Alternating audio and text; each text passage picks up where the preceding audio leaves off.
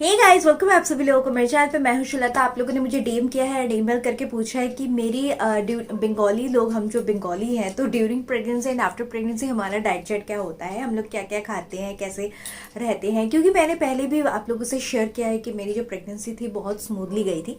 तो मैंने सोचा इसका एक छोटा सा वीडियो बना के आप लोगों से शेयर कर देती हूँ, क्योंकि आजकल व्लॉग बनाना थोड़ा बहुत मुश्किल हो जाता है, क्योंकि विंटर है और रूटीन थोड़ा इधर उधर होता है, तो इसीलिए दिक्कत हो जाती है। आप लोग समझ सकते हो।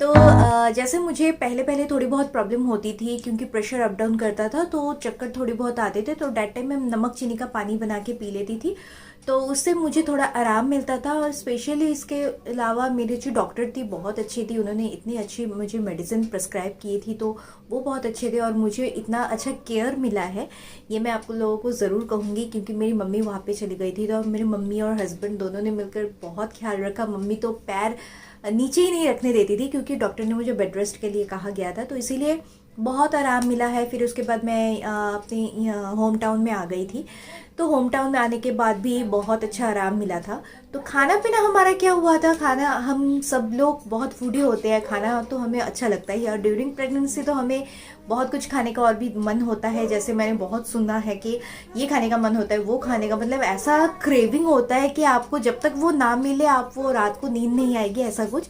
पर मुझे इतना नहीं था। मैं नॉर्मली मुझे लगता था जैसे मुझे आज ये खाने का मन होता है, अभी ये खाने का मन होता है, तो प्रेगनेंसी में भी ऐसा ही था। इतना क्रेविंग नहीं होता था कि मुझे अभी ये खाना ही होगा, मुझे अभी ला दो, रात हो गई है, बीच रात में मुझे नींद खुल गई कि अभी लाना है, ऐसा कुछ नहीं था। तो मैंने सब कुछ खाया है। जैसे हम बंगाली फ़िश बहुत खाते हैं, तो इस टाइम पे उन्हें फ़िश हमें दिया जाता है। तो जब आप प्रेग्नेंट हो तो और भी आपको फ़िश देना होता है, पर मैं हर टाइप के फ़िश नहीं खाती हूँ। रोहू, कातला, इल्चा, यही थोड़े बहुत फ़िश खाती हूँ। ज़्यादा फ़िश मैंने नहीं खाया है, मतलब जितना मुझे खाना नॉर्मली खाना होता था, मैं उससे भी बहुत कम खाती थी। और ढेर सारी सब्जियां खाई हैं। मीठा मुझे डॉक्टर ने मुझे कुछ खाने के लिए मना किया था, कुछ चीज़ें जैसे फास्ट फूड वगैरह, जो नॉन हाइजेनिक फूड, वो तो हम सब लोगों को मना है। फ्राई ज़्यादा करके फ्राई चीज़ें, मैदा, घी, बटर, ये सब जिससे हमारी चर्बी हो जाती है, हम फैट हो जाएंगे, तो ये सब खाने के लिए मुझे मना किया था, स्पेशली मीठा। पर मीठा मैंने फर्स्ट टाइम तक नहीं खाया था। आफ्टर 5 मंथ्स के बाद मैंने थोड़ा बहुत मीठा खाना शुरू किया था, नहीं तो मैं हफ्ते में एक दिन ही मीठा खाती थी, क्योंकि खाने का मन तो होता है, मुझे मीठा बहुत पसंद है। तो थोड़ा बहुत वही मीठा हफ्ते में एक दिन ले लेती थी। पर आफ्टर 5 मंथ्स के बाद मैंने थोड़ा बहुत मीठा खाना के ऊपर परहेज़ हटा दिया था, और घी, मैदा, ये सब नहीं खाती थी। जो भी खाती थी ज़्यादातर चीज़ें घर के बनाए हुए खाती थी। अगर बाहर का भी खाना होता तो हफ्ते में एक दिन या फिर 2 हफ्ते में एक दिन ऐसा खाती थी। और सिर्फ मैंने 2 चीज़ें खाने से परहेज़ रखा था। एक पपाया, क्योंकि हम लोगों ने, बहुत मिथ है, बहुत बड़ा मिथ है, पपाया खाने से ये हो जाता है, वो हो जाता है, तो मैंने पपाया नहीं खाया था।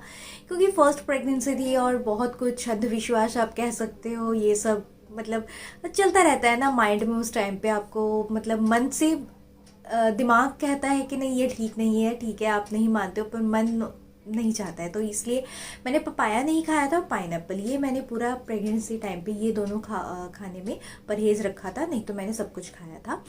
और आफ्टर प्रेगनेंसी क्या होता है, हमें हॉस्पिटल से कहा गया था कि आप सब कुछ खा सकते हो सिवाय ऊड एप्पल जो होता है हमारे यहाँ पे, एंड इमली, ये दोनों के सिवा आप सब कुछ खा सकते हो। आई थिंक कोविड की वजह से मुझे कहा गया था कि जो लेमन होता है, लेमन का 1/4 का पार्ट हर रोज़ दोपहर के चावल के साथ ये आपको लेना है।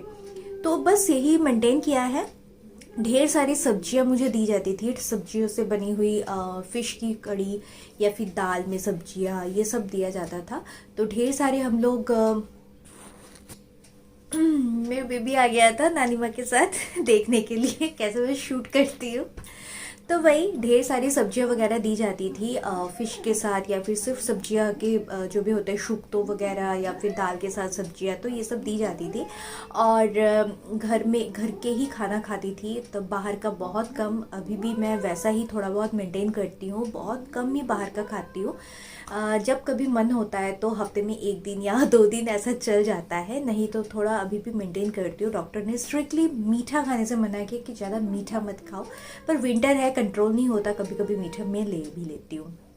तो बस सब्जियां खाइए अच्छे से, और दूध लीजिए, अंडा लीजिए, एंड ऑल्सो फिश लीजिए। हम बंगालीज जैसे फिश खाते हैं, तो हमारी जो पूरी प्रेगनेंसी है ऐसे ही कटती है। हाँ, कभी कभी क्या है तो किसी को कुछ खाने का मन नहीं होता, कोई स्मेल आता है, ये आता है, तो वो थोड़ा सा आप देख लीजिए।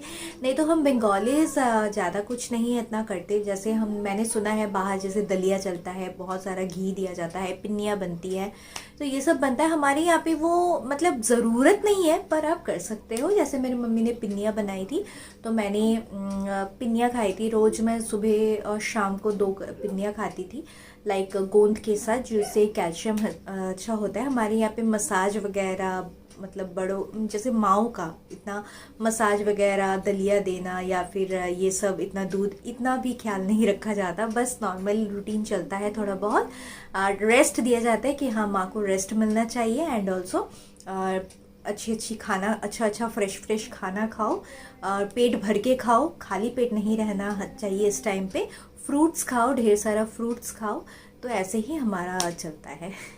तो यही थोड़े बहुत जो मैंने मेंटेन किए हैं आज तक, और अभी मैं फिट एंड फाइन हूँ। 6 मंथ्स होने वाले हैं, आई थिंक उसके बाद मैं डेली रूटीन में आ सकती हूँ। जब तक फीड उसे करवाना होता है तो बेस्ट वे होता है आपकी, जो मैं इतना खाती हूँ फिर भी थोड़ा बहुत मेरा वेट कंट्रोल में रहता है, क्योंकि मैं उसे फीड करवाती हूँ। कि मैंने ये सुना भी है, और मैंने अपने आप से के ऊपर ये देखा भी है कि जब तक आप बेबी को फीड करवाते हो आप इतना हेल्दी नहीं होते हो। बस मीठे खाने के ऊपर थोड़ा सा परहेज रखो, तो फिर सब कुछ ठीक रहेगा। और बाहर का ज़्यादा मत खाओ, जिससे आपको डाइजेस्टिव सिस्टम में प्रॉब्लम हो सकती है, वो थोड़ा कम खाओ। तो बस यही थोड़ा बहुत मेंटेन किया। तो आज का वीडियो मैं यहीं पर ख़त्म करती हूँ, ज़्यादा आप लोगों को नहीं पकाऊंगी। फिर मिलते हैं नए वीडियो में, नए ब्लॉग के साथ। आज के लिए इतना ही, बाय बाय एवरीवन।